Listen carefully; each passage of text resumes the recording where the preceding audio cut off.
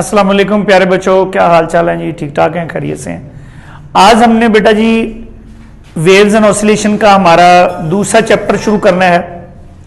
और पहले हमने जो पहला चैप्टर था हमारा, उसमें आपने 8 लेक्चर्स पढ़े थे और वो था हमारा सिंपल हार्मोनिक मोशन का।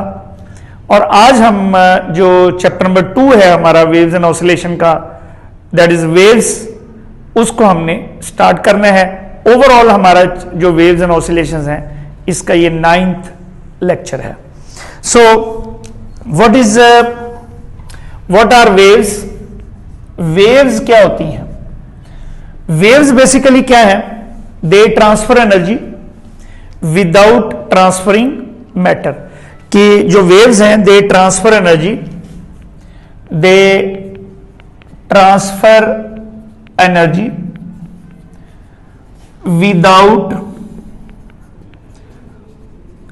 Transferring matter. कि इसमें जो मैटर है वो हम ट्रांसफर नहीं करते।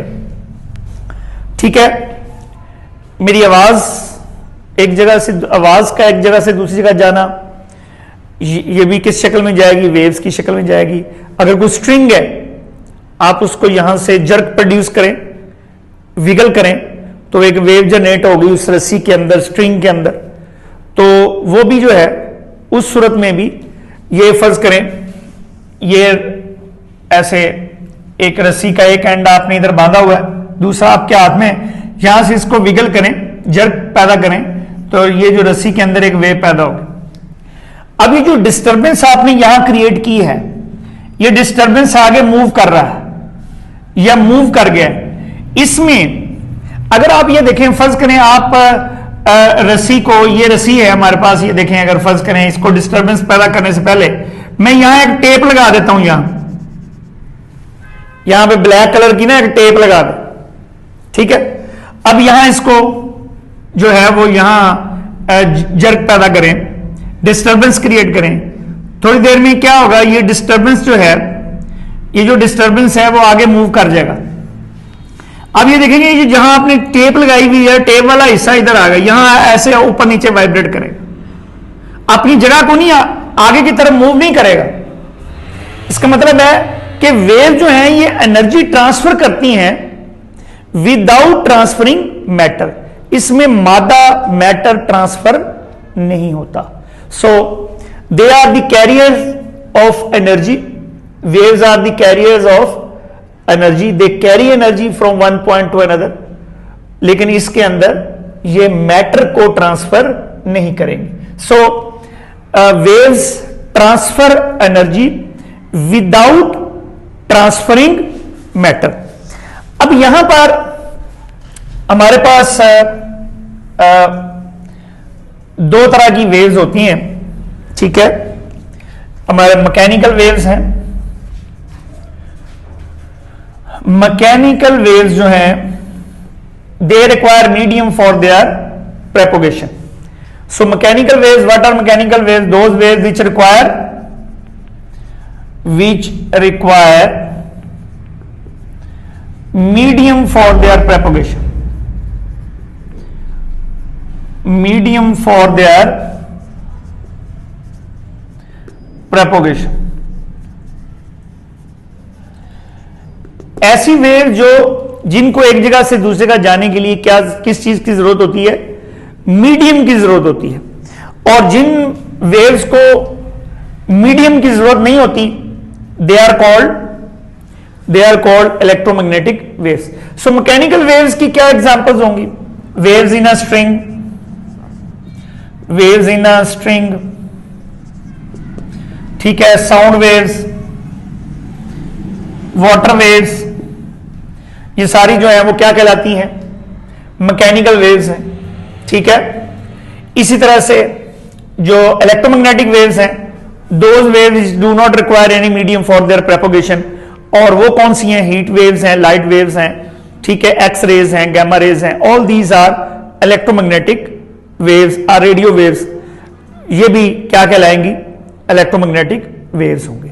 सो electromagnetic waves, those waves which do not require any medium for their propagation। हमारा जो कंसर्न है वो है मैकेनिकल वेव्स। तो मैकेनिकल वेव्स हमारी दो तरह की हैं। एक कौन सी है? नंबर एक, transverse waves. Transverse waves, transfer waves क्या है?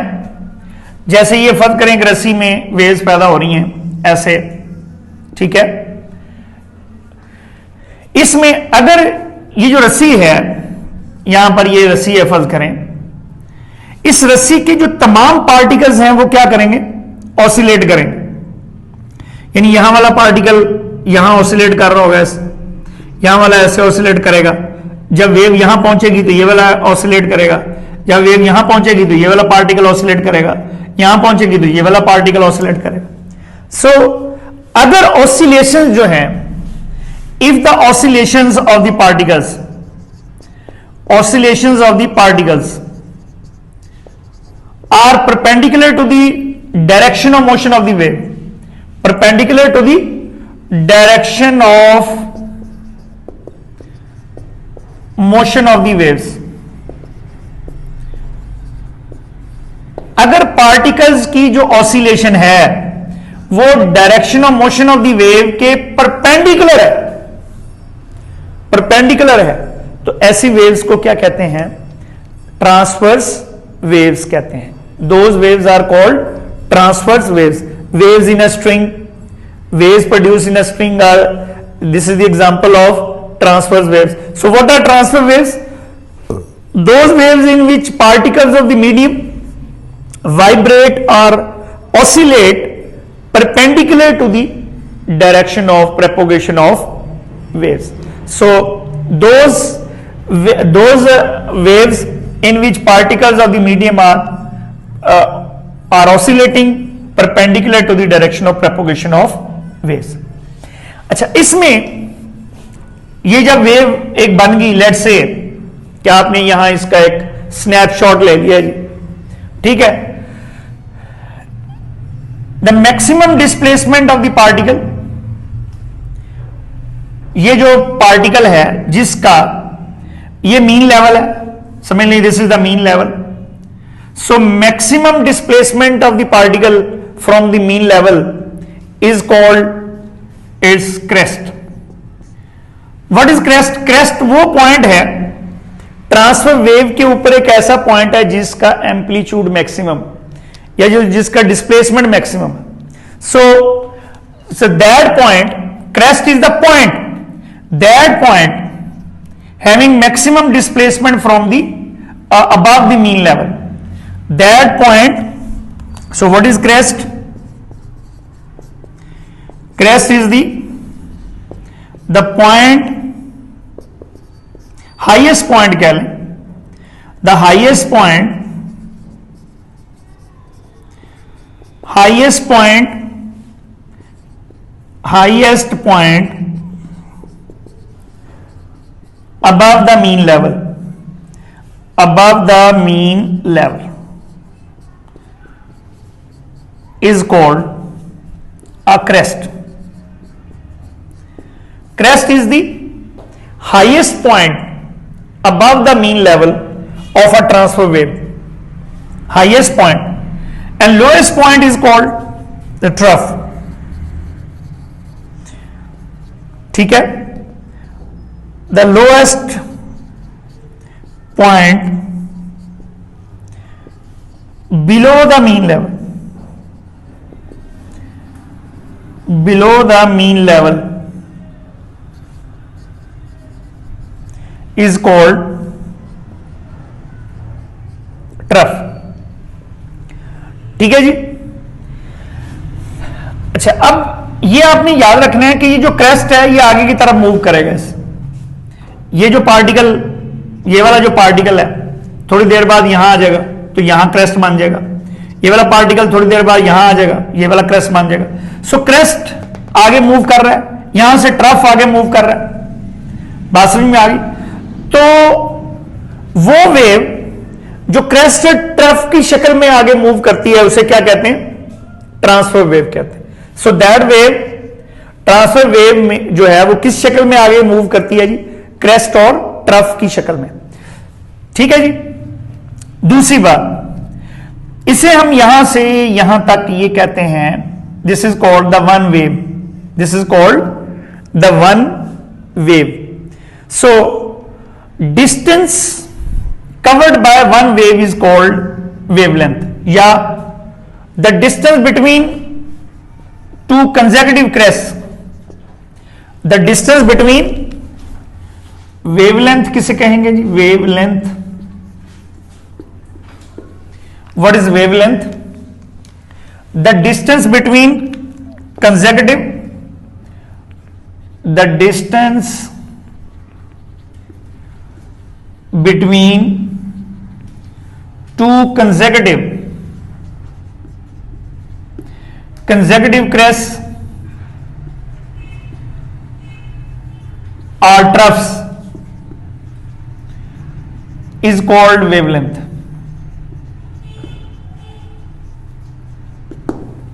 is called wavelength। इसे हम किससे ज़ाहिर करते हैं? लैम्डा से। This is denoted by lambda. To consecutive crest या टू कंसेक्यूटिव ट्रफ्स के दरमियान जो डिस्टेंस है दैट इज कॉल्ड वेवलेंथ। ठीक है जी। अब एक वेव लैम्डा डिस्टेंस जितने टाइम में ट्रेवल करेगी that is called it's time period.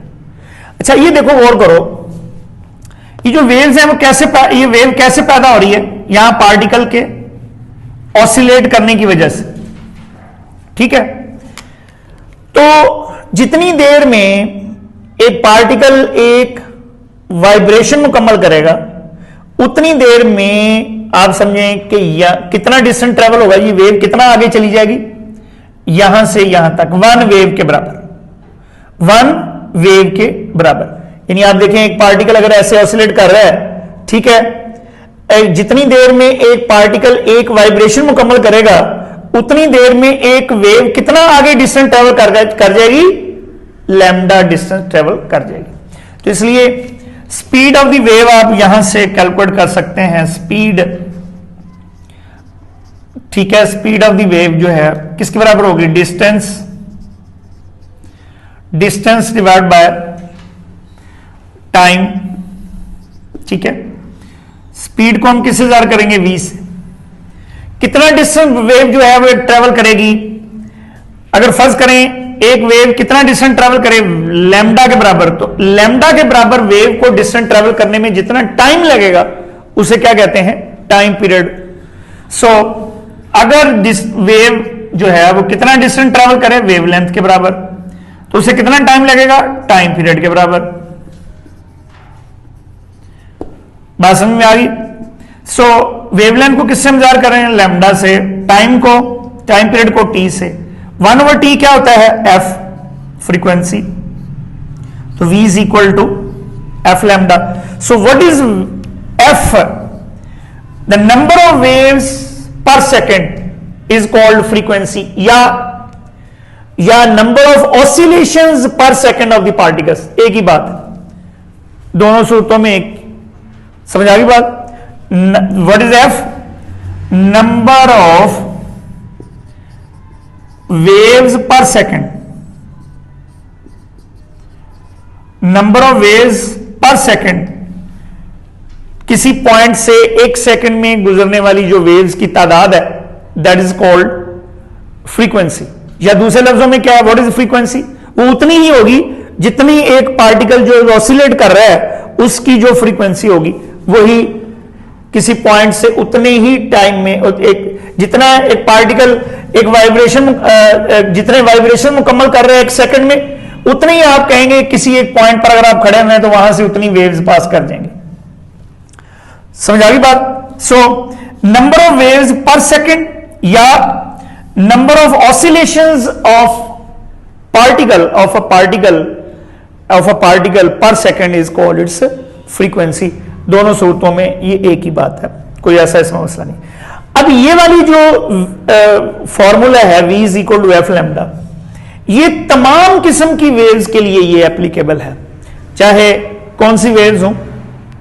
Mechanical waves हों, स्ट्रिंग के अंदर पैदा होने वाली वेव्स हों, इलेक्ट्रोमैग्नेटिक वेव्स हों, ठीक है, लॉन्गिट्यूडनल वेव्स हों। लॉन्गिट्यूडनल वेव्स क्या होती हैं? ट्रांसफर वेव्स की दूसरी बहन है वेव्स की, वो कौन सी है? Longitudinal waves. So longitudinal waves क्या होती हैं? Those waves which in which oscillations are parallel to the direction of motion of the wave. So second one is longitudinal waves।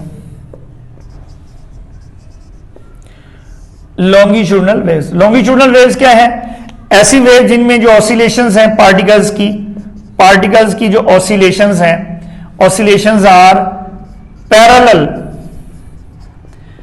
Parallel to the direction of motion of waves. यानी ऐसी oscillation जिसमें those waves in which oscillations are parallel to the direction of propagation of waves. So those oscillation in which particle vibrate parallel to the direction of propagation of waves. So ऐसी wave जो है वो किस शक्ल में travel करती हैं? In the form of compression. अगर फर्ज करें साउंड वेव्स हैं, ये ट्यूनिंग फोर्क है, ये ऐसे ऑसिलेट कर रहा है, तो फिर क्या होगा? पहले क्या पैदा होगा? कंप्रेशन, ठीक है, फिर क्या पैदा होगा? रेयरफैक्शन, फिर क्या पैदा होगा? कंप्रेशन, फिर क्या पैदा होगा जी? रेयरफैक्शन। तो ऐसी वेव्स जो कंप्रेशन और रेयरफैक्शंस की फॉर्म में ट्रैवल करेंगी, दे आर कॉल्ड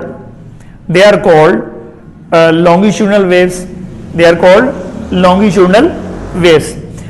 अब इसमें the distance between two consecutive centers of the two consecutive compressions or two consecutive rarefactions is called wavelength।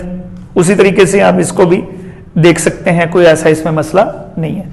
ये तो बड़ा बेसिक सा ही था, ठीक है, बीएससी लेवल के ऊपर ये अंडरस्टूड है कि आपको आना चाहिए। हम जो बीएससी की जो पहली बात है, ये इंट्रोडक्शन था हमारा, जो पहला फार्मूला है छोटा सा, वो हमने ड्राइव करना है, और वो है travelling equation of the travelling wave. जो ट्रैवलिंग वेव है उसकी इक्वेशन आपने ड्राइव करनी है। So equation of the travelling wave को हम क्या कह सकते हैं? प्रोग्रेसिव वेव भी कह सकते हैं, कोई ऐसा इसमें मसला नहीं है। सो इक्वेशन फॉर ट्रेवलिंग और प्रोग्रेसिव वेव्स,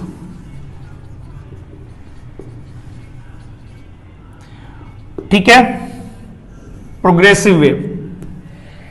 लेट्स से,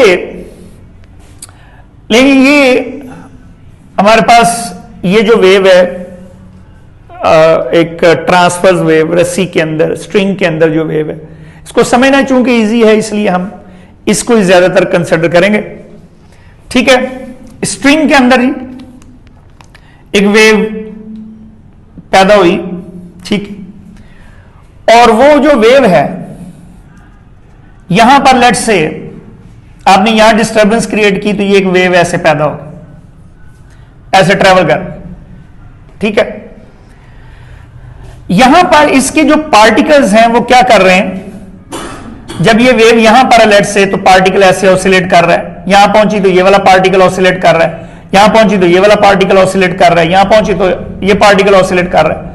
तो जैसे जैसे वेव आगे मूव कर रही है, ये जो मीडियम का हर जो पार्टिकल है वो क्या करेगा, अपनी मीन पोजीशन के गिर्द ऑसिलेट करना स्टार्ट कर देगा और ऑसिलेट करेगा, ठीक होगी बात। अब यहां पर हमने सिंपल हार्मोनिक मोशन में यह पढ़ा था कि अगर एक पार्टिकल ऑसिलेट कर रहा है, so what is the displacement of that oscillating particle, उसकी इक्वेशन क्या हम लिख सकते हैं, that is equal to y is equal to a sine omega t plus phi भी है, अभी हम सिंप्लिसिटी के लिए फाई को आप 0 कंसिडर कर लें जो फेज एंगल है।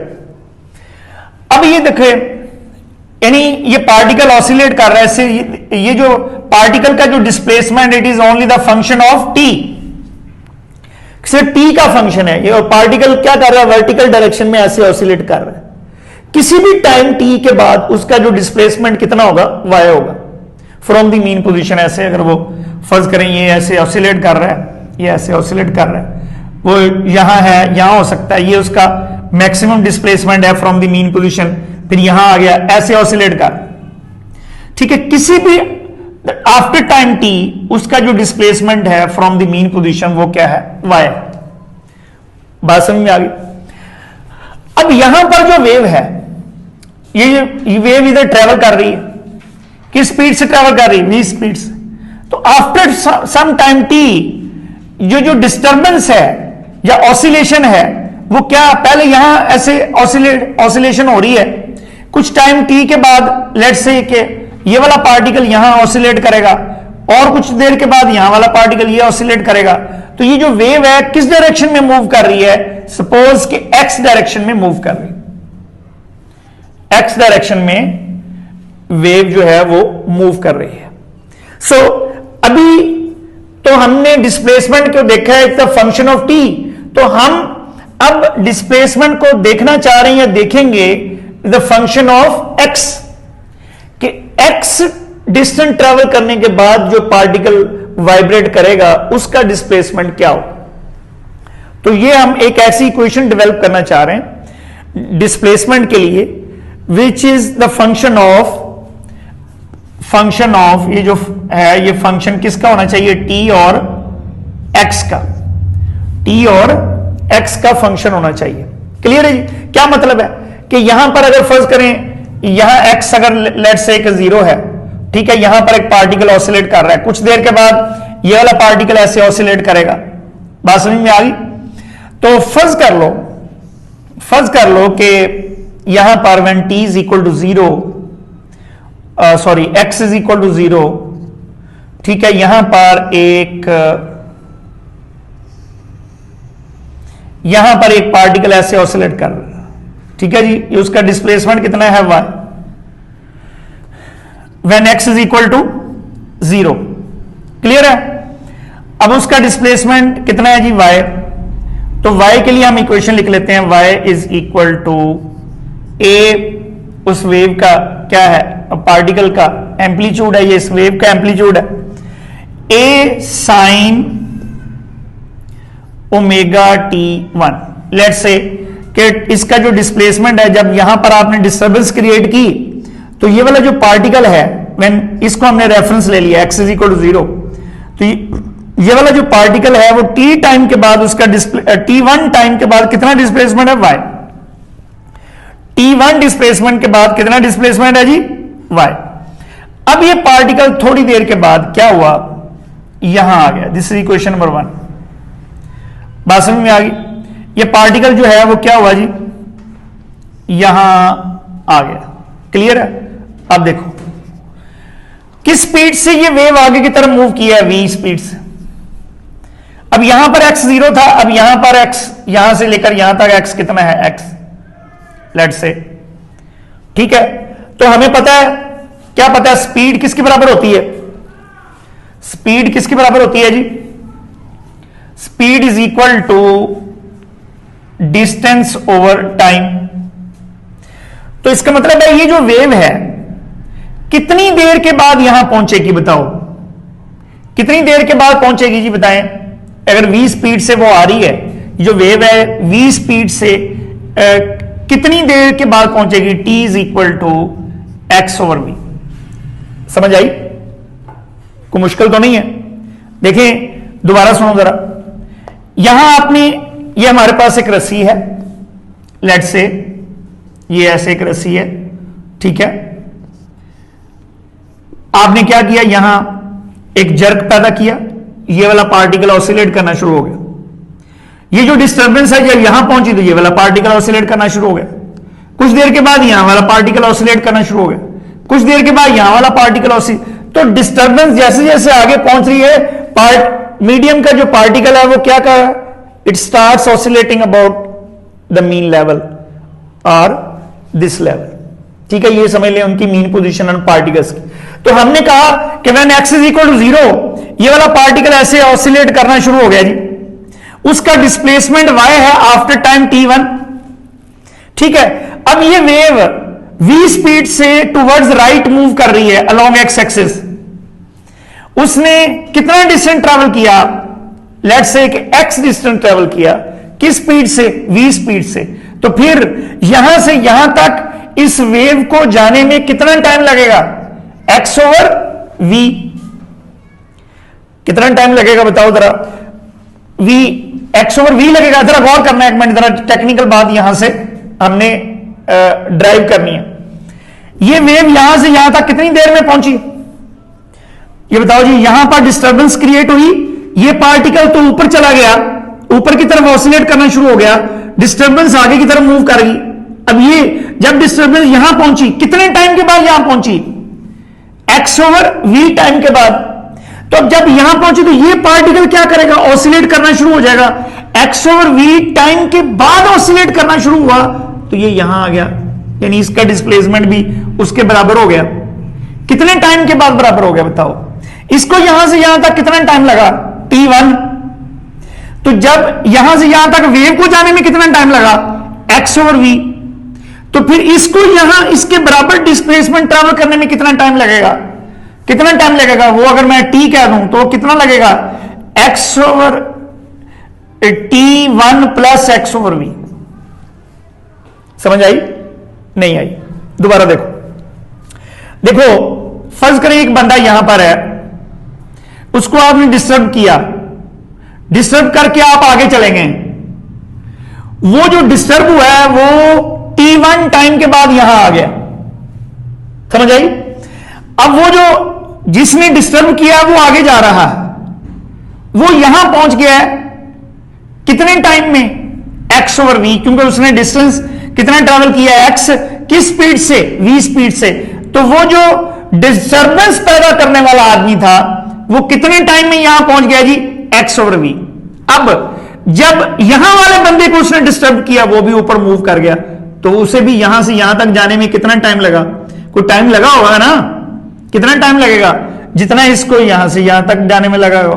तो इसका मतलब है फिर यहां से डिस्टर्बेंस आई यहां तक कितने टाइम में, x ओवर v में। यहां से ये पार्टिकल ऊपर फिर कितने टाइम में चला गया, जितने टाइम में ये जा रहा है। बात समझ में आ गई। तो फिर इसका मतलब है टोटल कितना टाइम लगा यहां से इस पार्टिकल को यहां तक जाने में, तो बताएं जी कितना लगा, t1 plus x over v। तो वो जो टोटल टाइम है वो हो गया t। तो यहां से t1 की वैल्यू अगर हम निकाल लें तो वो किसके बराबर आ जाएगी, that is t minus x over v, t minus x over v। तो इसमें पुट करो, ठीक है। तो हमारे पास क्या आ जाएगा, y is equal to a sine omega, t1 की क्या वैल्यू आ गई, t minus x over v, ठीक है जी। तो ओमेगा t को आप omega t, so y is equal to omega t क्या होता है, 2 पाई f। तो यहां से a साइन ओमेगा क्या आ गया, 2 pi f, that is equal to t minus x over v। So a sine, इसको मल्टीप्लाई करो बेटा, ठीक है, मल्टीप्लाई कर दें, 2 pi F T minus 2 pi F X over V को क्या लिखा जा सकता है, एफ लैम्डा लिखा जा सकता है ना, कोई ऐसा इसमें मसला नहीं है। तो यहां से एफ से कैंसिल हो गए, तो हमारे पास क्या बन गया, ए साइन, इसको फिर हम ओमेगा लिख सकते हैं, omega t minus 2 pi over lambda into x लिखा जा सकता है। So y is equal to a sine omega t minus 2 pi over lambda को हम कहते हैं k x. So this is the equation for traveling wave. This is the equation for displacement of traveling wave. Equation of displacement for traveling wave. Equation of displacement. Equation of displacement for traveling wave. ठीक है, ये जो k है, k क्या चीज है? k हमारे पास जो है k is equal to 2 pi over lambda. इसको हम कहते हैं वेव नंबर, वेव वेक्टर भी कह देते हैं, वेव नंबर या प्रेपोगेशन वेक्टर, प्रेपोगेशन. ठीक है, और क्या कहते हैं? प्रेपोगेशन कांस्टेंट. सॉरी, क्या कह देते हैं? वेव नंबर और प्रेपोगेशन कांस्टेंट. इसको आप कैसे डिफाइन करेंगे? वेव नंबर क्या है? The number of waves occupied in this distance. कितने डिस्टेंस? 2 पाई डिस्टेंस में, 2 पाई डिस्टेंस में जितनी वेव्स ऑक्युपाई करेगी, that is called wave number. So number of waves in a distance of 2 pi.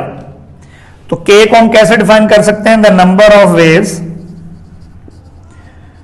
The number of waves in a distance, in a distance 2 pi. The number of waves in a distance 2 pi is called wave number. ठीक है जी. The number of waves इस travelling wave में amplitude हमारा जो है वो constant होगा, frequency constant होगी.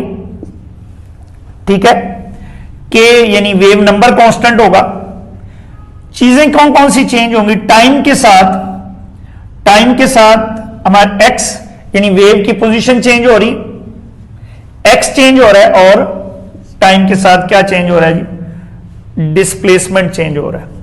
ठीक है, तो इसका मतलब है कि जो डिस्प्लेसमेंट है, it is a function of time. Time के चेंज करने से भी y चेंज हो रहा है, x के चेंज करने से भी y जो है वो क्या होगा? चेंज हो सकता है. तो इसका मतलब है y डिस्प्लेसमेंट जो है, it is a function of t and x. तो बाकी सारी चीजें इस ट्रैवलिंग वेव में क्या है? कांस्टेंट है. क्या चीज कांस्टेंट है? ओमेगा यानी फ्रीक्वेंसी कांस्टेंट है. ठीक है, k वेव वेक्टर यानी वेवलेंथ कांस्टेंट है, एम्पलीट्यूड कांस्टेंट है. ठीक है, तो ये थी जी हमारी ट्रैवलिंग वेव की इक्वेशन. और उसमें k जो है वो क्या है? वेव वेक्टर कह लें, वेव नंबर कह लें, और प्रेपोगेशन कांस्टेंट कह लें. एक ही बात है. What is propagation constant? Number of waves in a distance 2 pi. 2 pi distance में जितनी वेव्स आएंगी, that is called wave number और propagation constant which is equal to k. ठीक है जी. तो आज का जो हमारा जो फर्स्ट लेक्चर था, ये इंट्रोडक्टरी लेक्चर था, यहां तक ही है. तो कल तक के लिए या नेक्स्ट लेक्चर तक के लिए इजाजत दीजिए. अल्लाह हाफिज. अपना घर वालों का, अपने इर्द गिर्द के लोगों का ख्याल रखिए जी. ठीक है जी. Thank you very much. अल्लाह हाफिज.